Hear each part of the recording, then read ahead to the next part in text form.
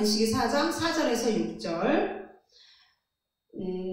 합독하겠습니다. 고핫 자손이 회막 안에 지성물에 대하여 할 일은 이러하니라. 진영이 전진할 때 아론과 그의 아들들이 들어가서 칸막는 휘장을 걷어 증거계를 덮고 그 위를 해달의 가죽으로 덮고 그 위에 순청색 보자기를 덮은 후에 그 채를 꿰고. 아멘. 이제 이스라엘 그 민족이 그 이동을 했잖아요. 하나님이 가라시면 가고 멈춰라 하면 멈추고, 그러면서 구름 기둥과 불 기둥이랑 같이 이동을 했는데, 어떤 구약학 분이 설명을 하시기를 따로 있었던 게 아니래요. 구름 기둥과 불 기둥이 이렇게 이제 그 증거계에 우유를 해가지고서 기둥이 이렇게 솟아 있잖아요. 그러면 그 안에 이렇게 불 기둥이 있었다, 그렇게 말씀하신 분이 계시더라고요. 그렇게 이제 이동을 했단 말이에요. 그런데 이제 이동을 할 때 그 성막을 다 걷어야 되잖아요. 걷는데 뭐 이것도 뭐 아무나 걷는 게 아니라 다 하나님이 맡아준 그 사명이 있었잖아요. 그래서 이제 오늘은 이제 운반을 할 때 법궤를 운반하는 사람들, 고핫 자손이 어떻게 이거를 운반했는가에 대해서 잠깐 여러분들과 같이 나누겠습니다. 성막의 성물을 나르는 것도 그냥 본인들이 그냥 하고 싶은 대로 하는 것이 아니라 엄격한 규칙과 법칙이 있었던 거예요. 우리가 예배를 드릴 때도 나름대로 어떤 규칙이라는 게 있잖아요. 꼭 빼놓으면 안 되는 거, 또 그 말씀을 또 아무나 전할 수 있는 것도 아니잖아. 그런 어떤 하나님의 그런 규칙이 있듯이 마찬가지로 성막의 성물을 나를 때도 그렇게 엄격한 규칙이 있었답니다. 제가 성막이 좀 재미없죠. 제가 성막 공부하면서 이게 너무 호기심이 나는 거예요. 성막은 예수 그리스도다. 이제 그거를 이제 다 결론적으로 그건 알고 있었는데, 그래도 이게 궁금한 거예요. 그래서 이제 나름대로 이제 성막을 내가 공부를 좀 해야 되겠다 하면서 공부는 하는데, 사실 하면서도 그때는 이해가 되는 것 같지만 지나가면은 또 다 까먹고 잘 모르겠어요.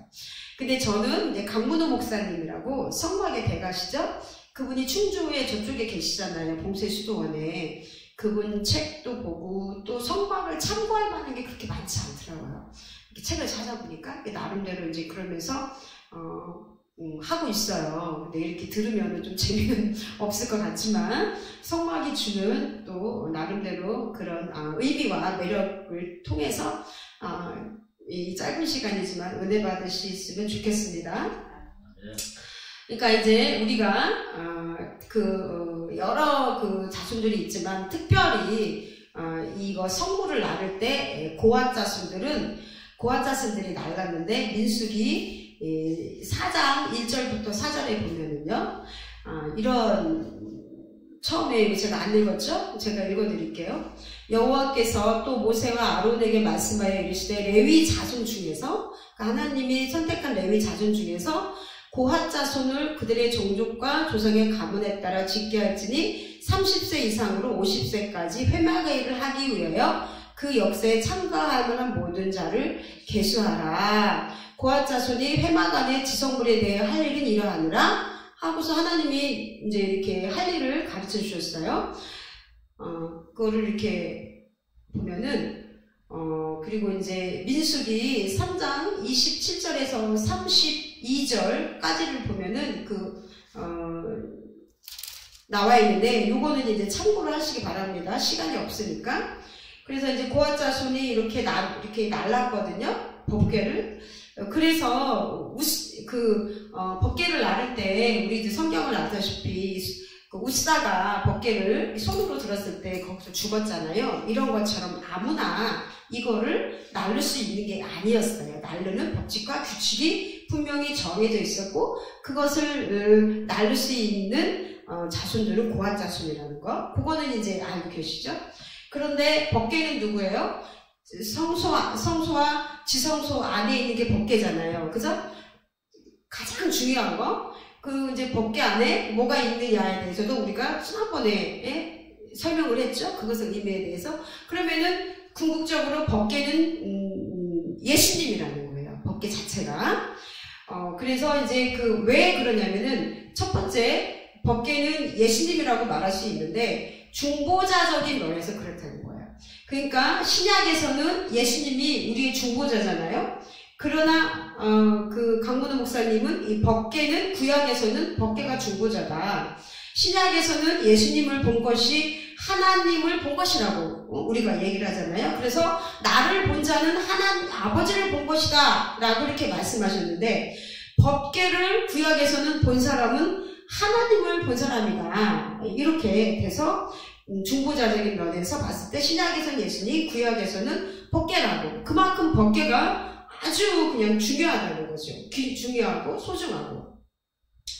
그래서 이제 중보자적인 면에서 법궤는 예수님이다. 두 번째, 역사적인 면에서를 봤을 때 그 구약에서는 법궤가 어제와 오늘 영원토록 동일하였단 말이에요. 그러나 우리가 신약을 넘어왔을 때 우리 어제와 오늘 영원토록 동일하신 분이 누구예요? 변함없이 우리 오늘 항상 계시고 계신 분이 예수님이라는 거잖아요. 이제 보면은 이렇게 하나님을 만나는 집은 이렇게 발전을 했다는 거죠. 성막에서 또 이제 성전에서 그 다음에 교회로 이렇게 발전을 했어요. 그런데 그때마다 조금씩 달라졌어요. 여기 이제 이게 천막처럼 그런 텐트의 개념이었지만, 또 이제 그 솔로몬이 지었을 때는 화려하게 지었잖아요. 조금 다른 개념으로 웅장하고. 그러면서 또 다시 헤로드 왕때 시대에 돼가지고 또 다시 재건축을 하면서 좀 달라졌단 말이에요.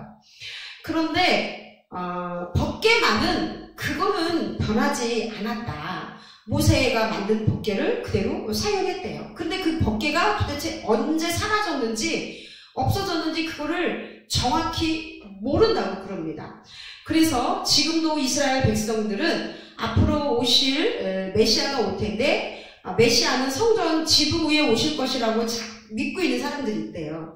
그래서 제3성전이라고 그래갖고 에스겔 성전을 빨리 지어야 된다. 그래서 이스라엘 그 사람들이 제3성전 막 짓는다, 막 지어야 된다. 제3성전이 지으면 또 예수님이 오신다, 막 그런 얘기를 하잖아요. 그렇게 이제 생각을 한답니다. 그리고 지금은 또 에스겔 성전을 지어야 된다는 그런 것들을 이제 뭐 종말론적인 거다 그래서 약간 뭐 이단시 하는 것도 있는데, 그런 운동이 그것 때문에 벌어졌다는 거죠.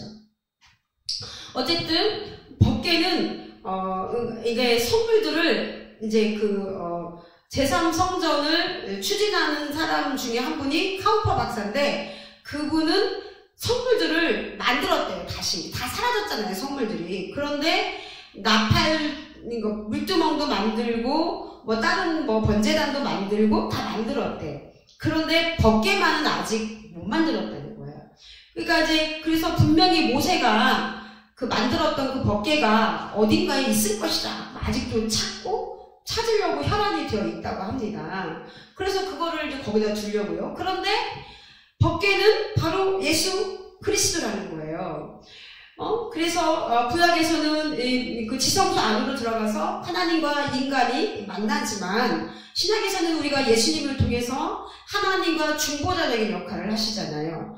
그래서 구약의 중보자는 법궤고 신약의 중보자는 예수님이기 때문에 이제는 이제 구약을 폐하셨잖아요. 그래서 이제 법궤를 찾으려고 그 사람들은 막 혈안이 되지만 굳이 법궤를 찾을 수도 없을 것 같다라고 이제 강문호 목사님은 말씀하고 계십니다.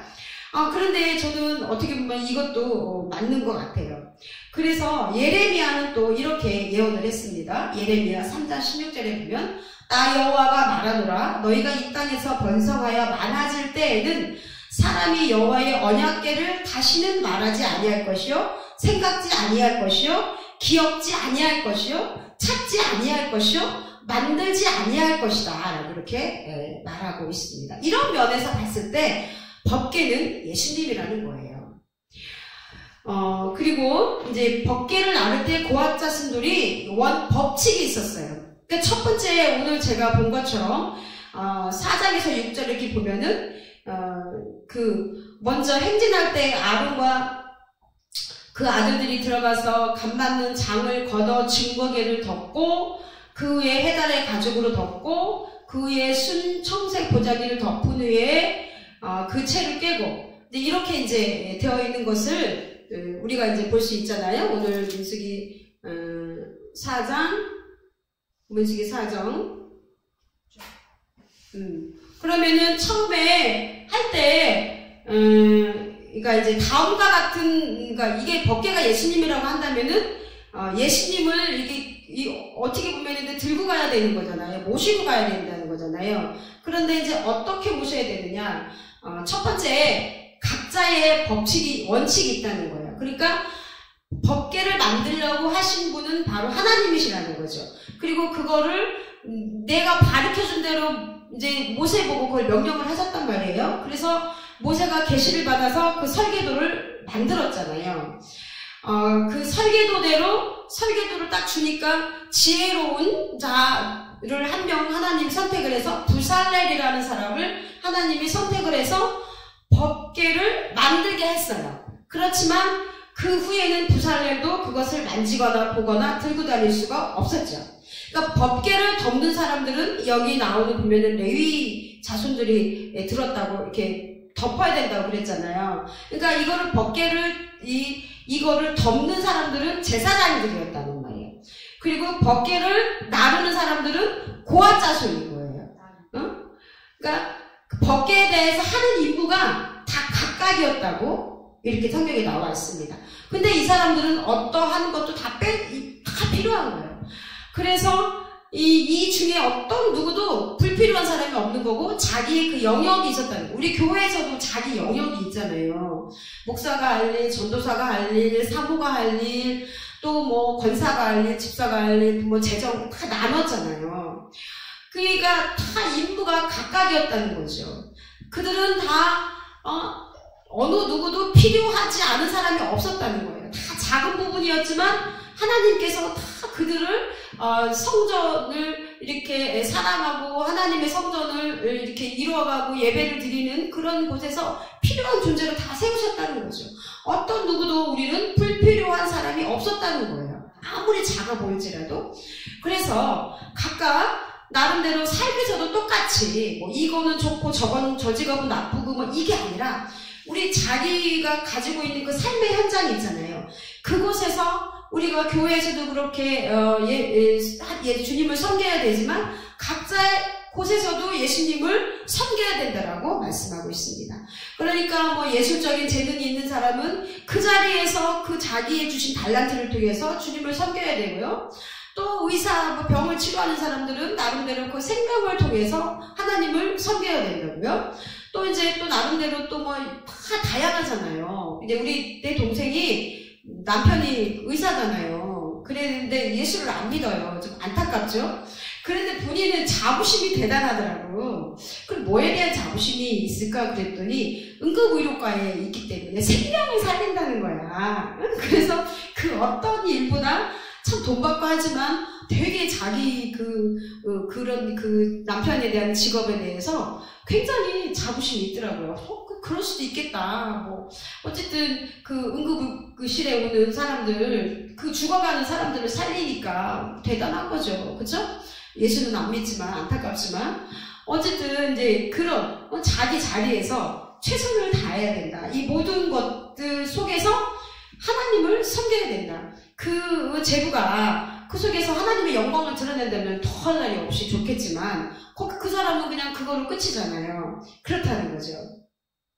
그러므로 우리가 교회 안에서도 자기 일을 각자 맡은 일에 최선을 다함으로써 하나님께 영광을 돌려야 되지만 우리가 또 삶의 현장에서도 그렇게 해야 된다는 거죠. 그 다음에 이 법궤는 예수님이라고 한다면 예수님처럼 대접해야 된다는 거예요. 그러니까 법궤를 운반할 때 다른 거랑 달라요. 뭐가 다르냐면 뒷부분에 읽어보면 되는데 다른 거 옮길 때랑은 다르게 요거는 특별히 첫 번째로 간 막는 장을 덮는 거예요. 먼저. 근데 그리고 나서 이 간 막는 장, 휘장을 가지고 이제 이 법궤를 덮는다는 거죠. 그 다른 건 안 그래요. 뒤에 읽어보면 돼요. 그런데 그 휘장이 바로 누구냐면은 예수님이라는 거예요. 예수님이 십자가에서 돌아가실 때 이 간 막는 장, 휘장이 위에서 아래로 이렇게 쑥 찢어졌잖아요. 예? 그러니까 이 히브리서 기자는 말하기를 이 휘장은 바로 예수님이다. 예수님의 육체다라고 말씀하고 있는 것처럼 히브리서 10장 19절에서 20절에 보면 그러므로 형제들아 우리가 예수의 피를 힘입어 성수에 들어갈 담력을 얻었나니 그 길은 우리를 위하여 육체 가운데로 열어놓으신 새롭고 산 길이요 휘장은 곧 저희 육체니라 라고 한 것처럼 이게 그걸 덮는 거예요. 그러니까 휘장을. 다른 거는 뭐 보자기에 싸고 이러는데 그게 아닌 거예요.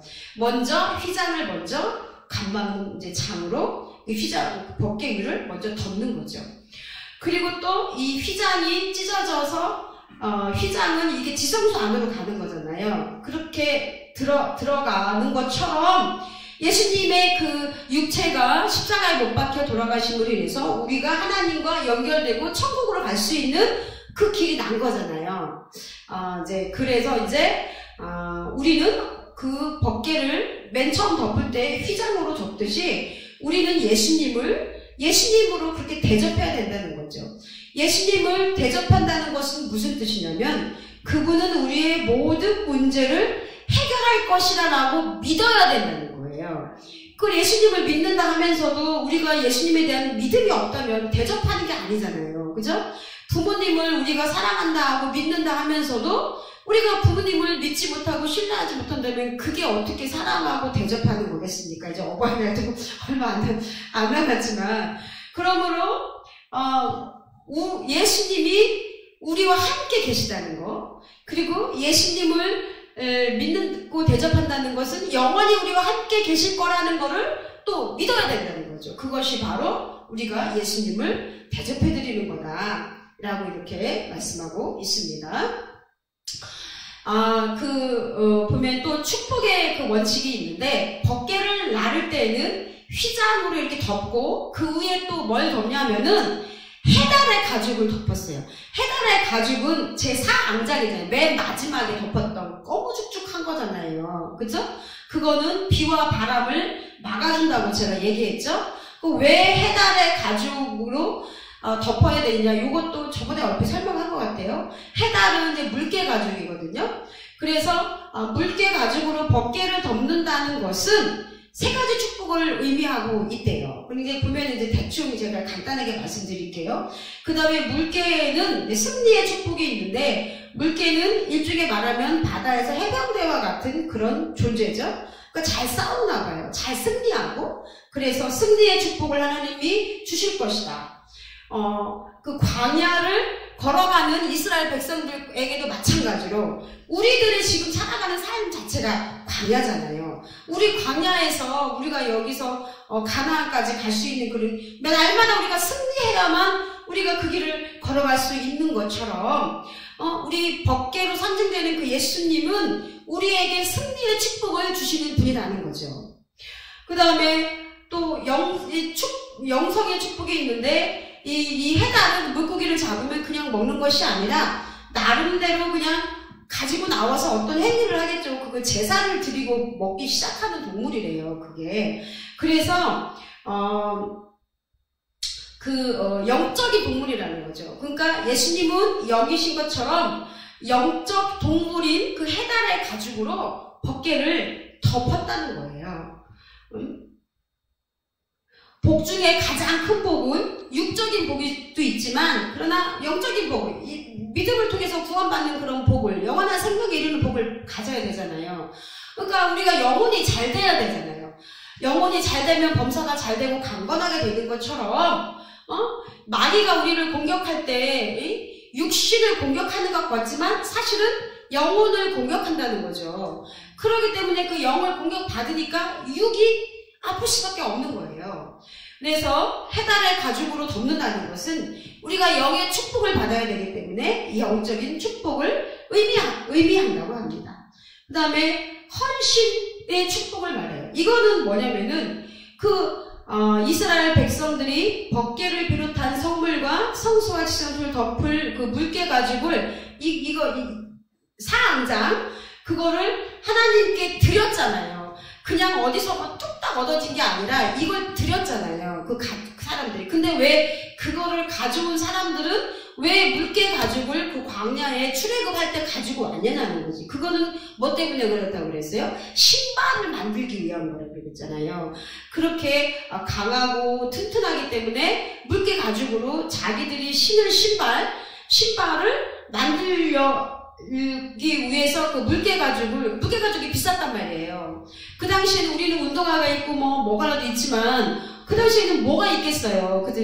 애굽에서는 보니까 애굽에서 나무도 별로 없었대. 그 파피루스라는 갈대 같은 거 있잖아요. 그게 많았다고 하더라고요. 그래서 애굽은 나일강이 있어서 애굽은 되게 비옥했지만 그래도 나무가 이렇게 많이 없었대요. 주로 이제 그 파피루스를 같은 그런 걸 만들었다는 거야. 그러니까 그 애굽에서는 그냥 살만했지만 이 광야는 거칠잖아요. 돌도 있고 나무도 있고 그 거친 세상에 거친 곳을 밟고 지나가면서 가려면은 이게 물개 가죽이 필요했으니까 애굽 사람들한테도 이 물개 가죽은 되게 귀한 거였다는 거죠. 이거를 헌신했다는 거예요.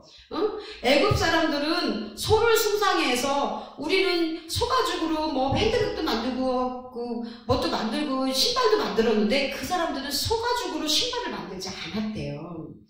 그러다 보니까 물개가죽으로 만들었기 때문에 귀한 거죠.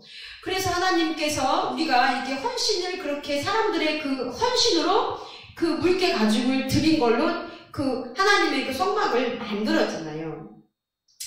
그런 것처럼 신명기 29장 5절 말씀처럼 주께서 40년 동안 너희를 인도하여 광야를 통행케 하셨으나거니와 너희의 몸에 옷이 낡지 아니하였고 너희의 발에 신이 헤어지지 아니하였다라고 말씀하고 있는 것처럼 그 해달의 가죽, 물개 가죽을 헌신한 그 이스라엘 민족들에게 하나님이 40년을 걸었지만 기적적으로 그 신발이 해지지 않는 그런 축복을 주었다는 것입니다.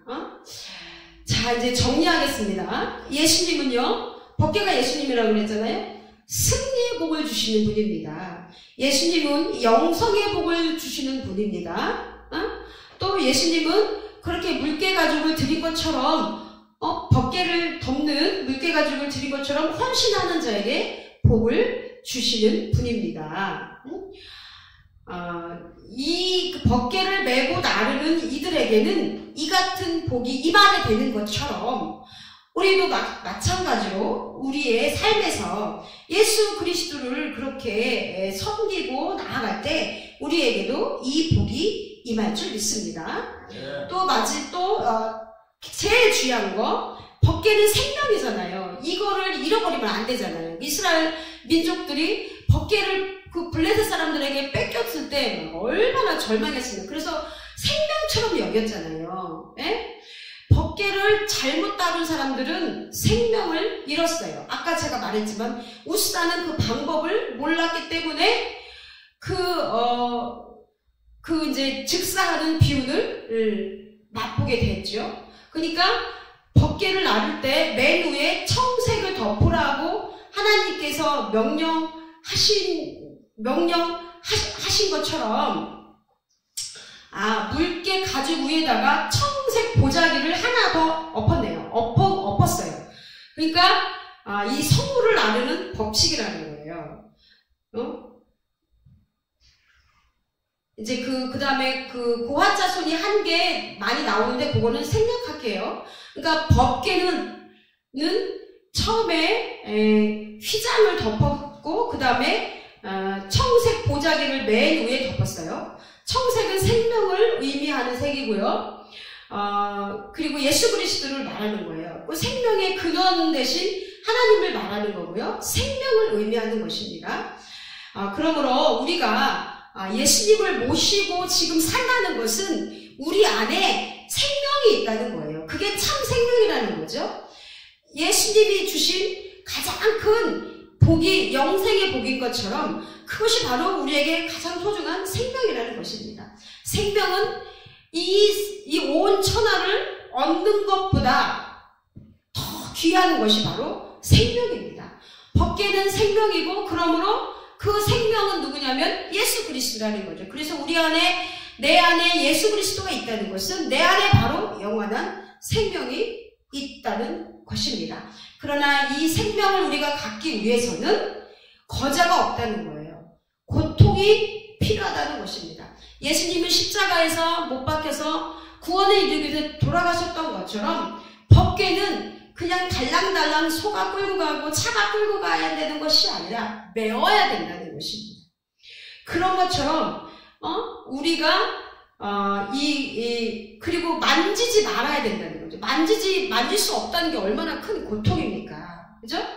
그 법칙대로 해야 되니까 만지면 안 되고 메워야 된다는 거죠. 그러니까 예수님이 십자가를 지고 가셨던 것처럼 우리도 그렇게 그 법칙에 따라서 그냥 얻어질 수는 없는 거예요. 법궤를 메워야 되는 것처럼 주님이 십자가를 진 것처럼 힘들어도 우리가 일해야 하는 것입니다. 누구를 위해서? 예수님을 위해서. 또 우리 삶 속에서 주님의 삶 영역에서 그렇게 살아야 된다는 거예요. 그리고 또 헌금도 해야 된다는 거예요. 아까워도 해야 된다는 거예요. 그 다음에 고난이 있어도 우리는 전도해야 된다는 것입니다. 그리고 피곤하여도 우리는 기도를 쉬지 말아야 한다는 것입니다. 이와 같이 법궤가 예수님이라면 법궤를 이동할 때도 일정한 법칙이 있었던 것처럼 오늘 이렇게 우리에게 한번 적용을 해보셨으면 좋겠습니다.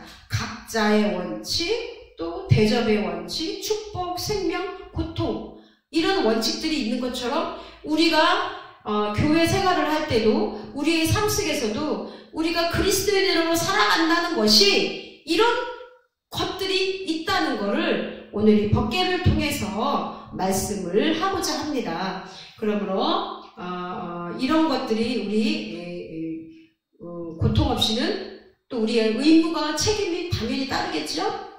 이런 것처럼 오늘 이 말씀을 통해서 법궤를 운반할 때에 제가 이렇게 설명을 했잖아요. 그런 것처럼 이런 것들이 저와 여러분들의 삶 속에서도 은혜와 축복으로 맺어지는 여러분들 되길 주님의 이름으로 축원합니다.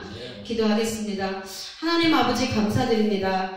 법궤는 생명이고 법궤는 예수님입니다. 하나님, 우리가 오늘 이 말씀을 통해서 법궤를 생명 되신 우리 예수 그리스도를 어떻게 믿고 섬겨야 하는지 하나님 말씀을 통해서 하나님 부족한 종이 나누었습니다.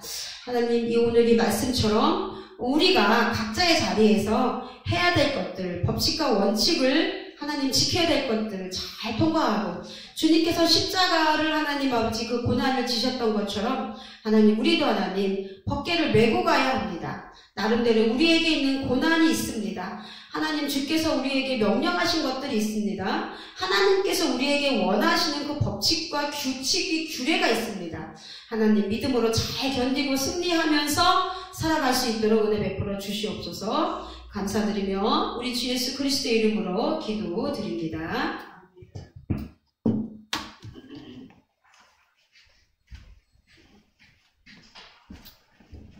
귀한 말씀 감사합니다.